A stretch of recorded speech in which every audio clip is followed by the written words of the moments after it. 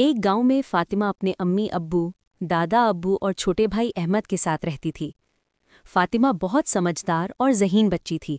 اس کا چھوٹا بھائی بہت شرارتی تھا۔ ان کے دادا ابو انہیں دین کے بارے میں بتاتے رہتے ہیں۔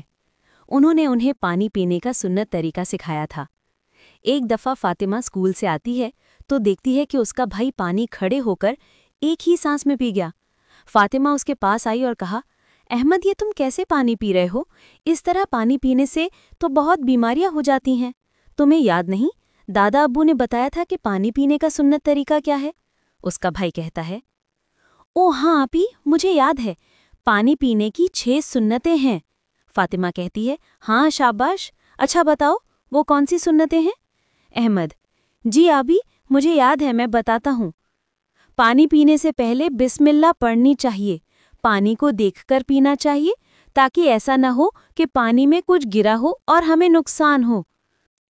پانی بیٹھ کر پینا چاہیے، پانی کو 3 سانس میں پینا چاہیے، ہر سانس کے بعد الحمدللہ کہنا چاہیے، اور پانی پینے سے سر ڈھکا ہونا چاہیے۔ بالکل احمد، آپ کو تو ساری یاد ہے ماشاءاللہ۔ پانی ہمارے پیارے نبی حضرت محمد صلی اللہ علیہ وسلم جب پانی پیتے تھے تو اس طرح پیتے تھے، اور اس طرح پانی پینے سے ہمیں کوئی بیماری تکلیف بھی نہیں ہوتی اور ثواب بھی ملتا ہے۔